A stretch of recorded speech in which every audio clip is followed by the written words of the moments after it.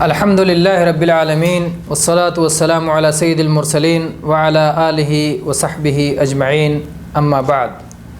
ان سلمان الفارسی رضی اللہ تعالی عنہ قال لنا المشرکون انی ارى صاحبکم یعلمکم حتی یعلمکم القراءة قال اجل انہ نہانا ان یستنجی احدنا بیمینہ او یستقبل القبلہ ونهى عن الروث والعظام وقال لا يستنجي أحدكم بدون 3 أحجار رواہ مسلم۔ سلمان فارسی رضی اللہ عنہ بیان کرتے ہیں کہ ایک بار ہم سے مشرکوں نے کہا کہ ہم دیکھتے ہیں کہ تمہارے ساتھی تمہارے پیغمبر جناب محمد الرسول اللہ صلی اللہ علیہ وسلم تمہیں سب کچھ سکھاتے ہیں، ہر چیز کی تعلیم دیتے ہیں، یہاں تک کہ تمہیں پیشاب پاخانہ کرنے کی بھی تعلیم دیتے ہیں۔ تو سلمان فارسی رضی اللہ عنہ نے کہا ہاں، اللہ کے نبی صلی اللہ علیہ وسلم نے ہمیں تعلیم دی ہے کہ ہم استنجا اپنے داہنے ہاتھ سے نہ کریں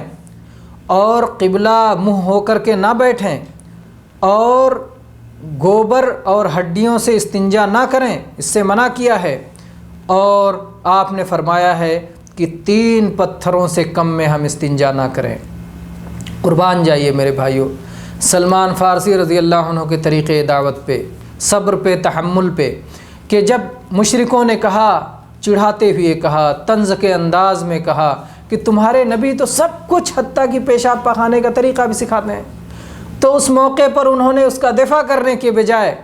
اسلام کی وہ تعلیمات اس سلسلے میں پیش کر دیں جو اللہ کے نبی صلی اللہ علیہ وسلم نے انہیں سکھائی تھیں۔ انہوں نے کہا ہاں، حقیقت ہے کہ اللہ کے نبی صلی اللہ علیہ وسلم ہمیں سب کچھ سکھاتے ہیں، اور یہ ہمارے لیے تو قابل فخر ہے، یہ ہمارے لیے کوئی شرم کی بات نہیں ہے، یہ ہمارے لیے عزت کی بات ہے کہ جناب محمد الرسول اللہ صلی اللہ علیہ وسلم ہمیں ہر ایک چیز کی تعلیم دیتے ہیں اور ہم ان تعلیمات کو یاد رکھتے ہیں، ان پر عمل کرتے ہیں۔ تو انہوں نے کہا کہ اللہ کے نبی صلی اللہ علیہ وسلم نے ہمیں سکھایا ہے کہ ہم اپنے داہنے ہاتھ سے استنجا نہ کریں، آپ نے ہمیں سکھایا ہے کہ ہم قبلہ منہ ہو کر کے پیشاب و پاخانہ نہ کریں، آپ نے ہمیں سکھایا ہے کہ ہم جو ہے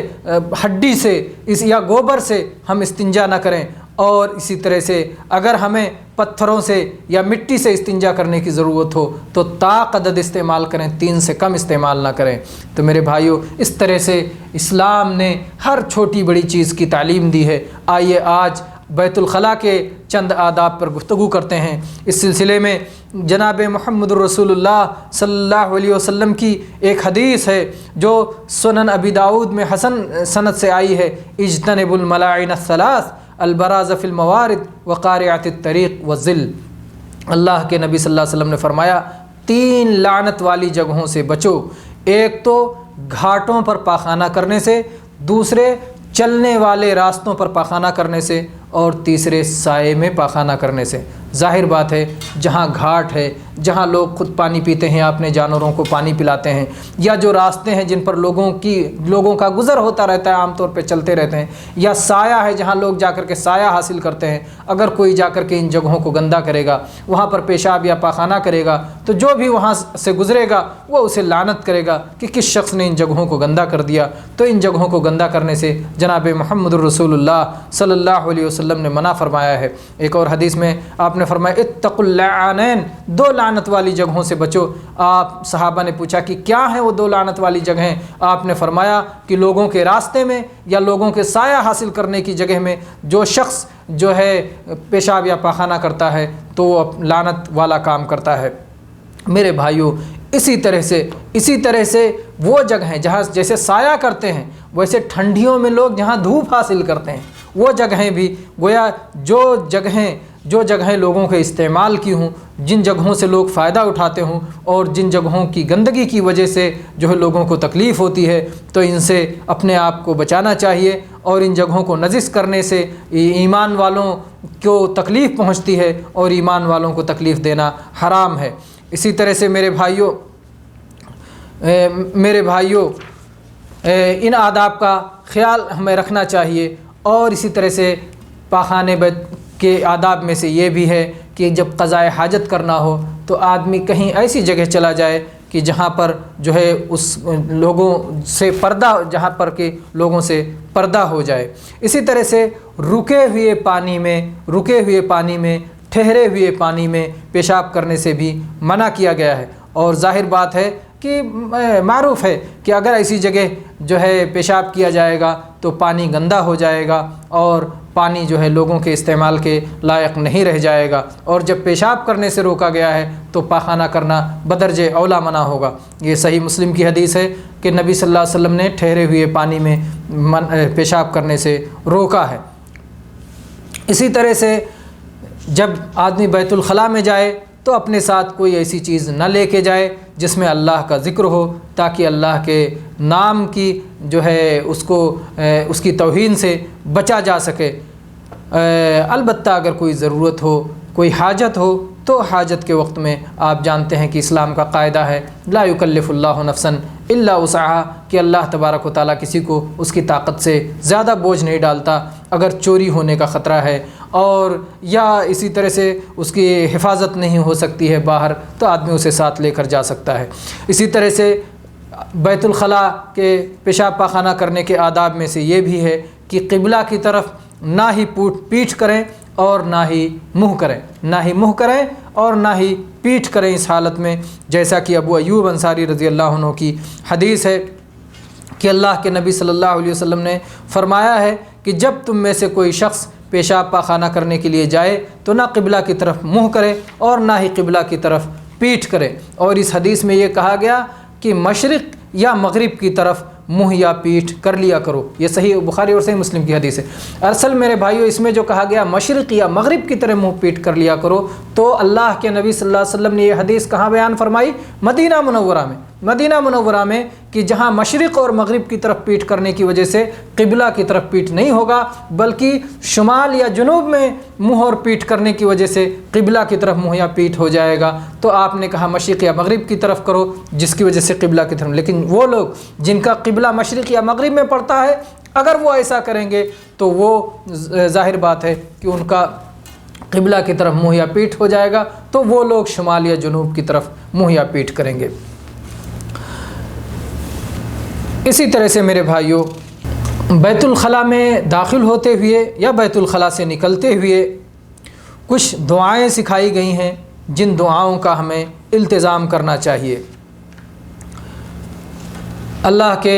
نبی کریم صلی اللہ علیہ وسلم نے یہ دعا سکھائی ہے نکلتے ہوئے، داخل ہوتے ہوئے، کہ ایک تو آدمی اللہ کا نام لے، داخل ہونے سے پہلے باہر اللہ کا نام لے، جیسا کہ علی رضی اللہ عنہ کی حدیث ہے سنن ابن ماجہ میں اور صحیح حدیث ہے،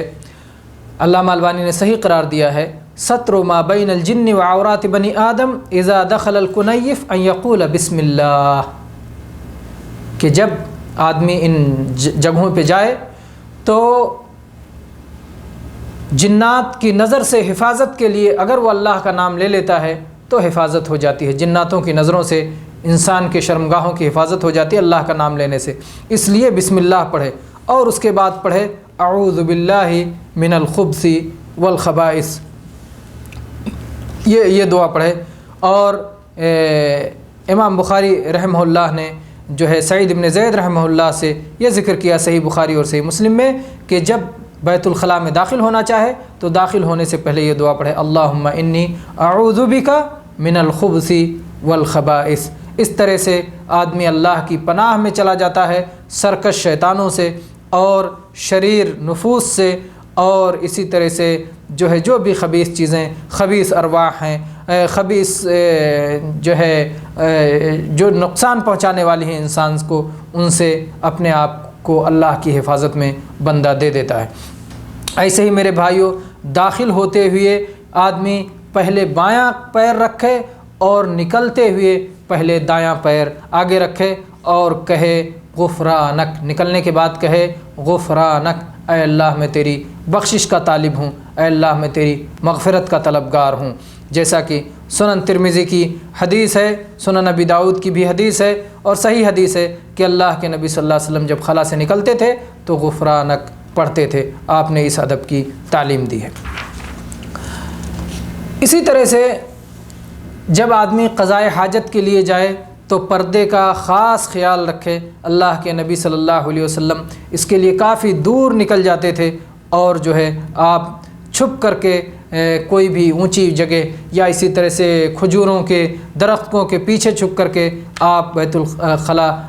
قضائے حاجت فرمایا کرتے تھے تاکہ لوگوں کی نگاہوں سے محفوظ رہیں۔ اور اسی طرح سے اگر آدمی کھلے میدان میں صحرا میں جو ہے قضائے حاجت کر رہا ہے تو اس وقت تک اپنے کپڑے نہ اٹھائے جب تک کہ زمین سے قریب نہ ہو جائے۔ اسی طرح سے میرے بھائیوں،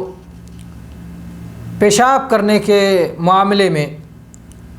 جو ہے کھڑے ہو کر کے پیشاب کرے یا بیٹھ کے پیشاب کرے، آئیے دیکھتے ہیں شریعت کا کیا حکم ہے۔ عائشہ رضی اللہ عنہ فرماتی ہیں، سنن نسائی کی حدیث ہے، کہتی ہیں جو تم سے یہ بات بیان کرے کہ جناب محمد الرسول اللہ صلی اللہ علیہ وسلم نے کھڑے ہو کر کے پیشاب کیا ہے تو اس کی بات کو سچ نہ مانو، آپ ہمیشہ بیٹھ کر کے ہی پیشاب کیا کرتے تھے۔ تو یہی اصل ہے پیشاب کرنے کے معاملے میں کہ آدمی بیٹھ کر کے پیشاب کیا کرے، یہی اصل ہے۔ اور اللہ کے نبی صلی اللہ علیہ وسلم عام طور پر ایسا ہی کیا کرتے تھے، اسی لیے عائشہ رضی اللہ عنہا کو یہ معلوم بھی نہیں تھا کہ آپ نے کبھی کھڑے ہو کر کے بھی پیشاب کیا ہے، اس لیے کہ جب بندہ کھڑے ہو کر کے پیشاب کرتا ہے تو عام طور پر چھینٹوں سے محفوظ نہیں رہتا، بدن میں کپڑوں میں چھینٹے اڑ کے پڑ سکتے ہیں۔ لیکن اللہ کے نبی صلی اللہ علیہ وسلم کے تعلق سے یہ حدیث آئی ہے جو صحیح بخاری اور صحیح مسلم میں ہے۔ حذیفہ رضی اللہ عنہ کہتے ہیں کہ میں اور نبی کریم صلی اللہ علیہ وسلم چل رہے تھے، جا رہے تھے کہ ایک جگہ جہاں پر کچھ گندگیوں کا ڈھیر تھا، گھور تھا، ایک قوم کے پاس جو ہے باغ، ان کے باغ کے پیچھے اللہ کے نبی صلی اللہ علیہ وسلم وہاں گئے اور آپ نے کھڑے ہو کر کے پیشاب فرمایا۔ تو کہتے ہیں کہ میں آپ کے پیچھے کھڑا ہو گیا اور اللہ دوسری طرف منہ کر کے آپ کے پیچھے کھڑا ہو گیا یہاں تک کہ آپ پیشاب سے فارغ ہو گئے۔ تو یہ جو ہے حدیث ہے جس میں کہ اللہ کے نبی صلی اللہ علیہ وسلم نے کھڑے ہو کر کے پیشاب کیا ہے۔ اہل علم نے کہا ہے کہ اللہ کے نبی صلی اللہ علیہ وسلم نے ایسا کیا ہے، اس سے معلوم ہوتا ہے کہ کھڑے ہو کر کے پیشاب کرنا جائز ہے، البتہ اس کے لیے دو شرطیں ہیں۔ پہلی شرط یہ ہے کہ وہ گندگی آپ کے جسم یا بدن پہ نہ لگنے پائے۔ پیشاب کے چھینٹوں سے اگر آپ محفوظ رہ سکتے ہیں تو آپ کھڑے ہو کر کے پیشاب کر سکتے ہیں۔ اور دوسری شرط یہ ہے کہ لوگوں کی نظروں سے اگر محفوظ رہ سکتے ہیں کہ کسی کی نگاہ نہ پڑنے پائے،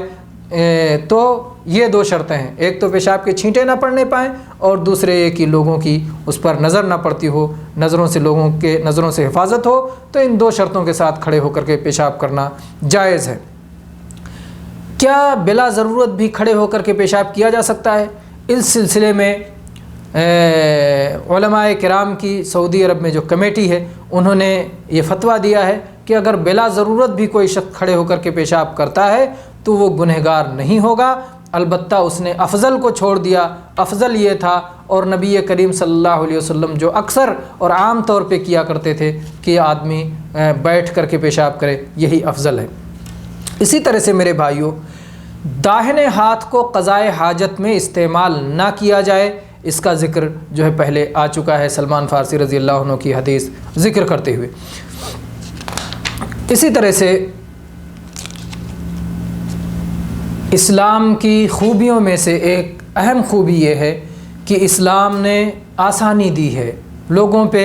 نرمی کا معاملہ کیا ہے، لوگوں کے ساتھ کوئی تنگی نہیں کی ہے۔ اللہ تعالیٰ نے فرمایا یرید اللہ بکم الیسر ولا یرید بکم العسر، اللہ تعالیٰ تمہارے ساتھ آسانی کرنا چاہتا ہے، تمہارے ساتھ اللہ تبارک و تعالیٰ مشکل نہیں کرنا چاہتا۔ تو اللہ تعالیٰ کی طرف سے یہ آسانی ہے کہ اگر آدمی کو پیشاب اور پاخانہ کرنے کے بعد پانی نہ میسر ہو تو دوسری چیزوں سے وہ استنجا کر سکتا ہے، پتھروں سے، مٹی سے، اسی طرح سے ٹیشو پیپر سے، اور وہ چیزیں جن کے ذریعے سے صفائی حاصل ہو سکتی ہے، ان سب چیزوں کے ذریعے صفائی کی جا سکتی ہے۔ بے شک اس میں اللہ تعالیٰ کی طرف سے آسانی ہے اور رخصت ہے، اللہ تبارک و تعالیٰ کا یہ اہل ایمان پر بڑا کرم اور بڑا فضل ہے۔ اسی طرح سے میرے بھائی اس بات کو یاد رکھنا چاہیے کہ ہڈی اور گوبر سے استنجا کرنا منع ہے، اللہ کے نبی صلی اللہ علیہ وسلم نے اس سے روکا ہے، اور جن چیزوں سے آپ نے روکا ہے ظاہر بات ہے اس میں ہمارے لیے خیر نہیں ہو سکتا، اس میں ہمارے لیے نقصان ہی ہوگا۔ اسی طرح سے اس بات کا بھی خیال رہے کہ 3 پتھروں سے کم سے استنجا نہ کیا جائے، جیسا کہ حدیث گزر چکی ہے۔ اگر اس سے زیادہ استعمال کرنے کی ضرورت ہو تو بہتر یہ ہے کہ طاق عدد استعمال کریں، جیسا کہ صحیح بخاری اور صحیح مسلم کی حدیث ہے، اذا استجمر احدکم فلیستجمر وطرا، کہ جب تم میں سے کوئی مٹی یا ڈھیلا استعمال کرے تو طاق عدد استعمال کرے۔ اسی طرح سے میرے بھائیوں، پیشاب پاخانہ کرنے کی حالت یہ حالت نہیں ہے کہ جس میں انسان باتیں کرے۔ کبھی کبھی ایسا ہوتا ہے کہ بہت سارے لوگ جو کھلے میدان میں عام طور پر قضائے حاجت کرتے ہیں، چاہے وہ مرد ہوں چاہے عورتیں ہوں، قضائے حاجت کرتے رہتے ہیں اور ایک دوسرے سے بات کرتے رہتے ہیں، تو یہ غلط ہے، شرعی اعتبار سے یہ منع ہے۔ اللہ کے نبی کریم صلی اللہ علیہ وسلم نے جو ہے اس چیز سے منع فرمایا ہے، اور چنانچہ اس سلسلے میں آپ کا اسوہ موجود ہے کہ اللہ کے نبی صلی اللہ علیہ وسلم ایک بار جو ہے کھلے میدان میں آپ پیشاب فرما رہے تھے، ایک شخص وہاں سے گزرا اور آپ سے اس نے سلام کیا، تو آپ نے اس سلام کا جواب نہیں دیا اور آپ نے کہا کہ میں ناپاکی کی حالت میں اللہ کا نام نہیں لینا چاہتا تھا۔ تو اس طرح سے، لیکن البتہ اگر میرے بھائیوں اگر کوئی ایسی حالت ہو کہ جہاں بولنے کی ضرورت پڑ جائے، جیسے کوئی اندھا، اس کو کوئی نقصان پہنچنے والا ہے اور آپ بینا ہے، آپ دیکھ رہے ہیں، تو ایسی صورت میں پیشاب پاخانہ کرنے کی حالت میں بھی جو ہے اگر وہ اندھا کنویں میں گرنے والا ہے یا اور کوئی دوسرے تکلیف پہنچنے والی ہے تو اس حالت میں بھی آپ بول سکتے ہیں اور رہنمائی کر سکتے ہیں۔ تو ہر جگہ اسلام نے ان چیزوں کا لحاظ رکھا ہے۔ اللہ تبارک و تعالیٰ سے دعا ہے کہ اللہ تبارک و تعالیٰ ہم سب کو ان آداب کا خیال رکھنے کی توفیق عطا فرمائے جن آداب کی اس نے اپنے نبی محترم محمد الرسول اللہ صلی اللہ علیہ وسلم کے ذریعے تعلیم دی ہے۔ آمین وآخر دعوانا ان الحمد للہ رب العالمین وصلی اللہ علی نبینا وسلم۔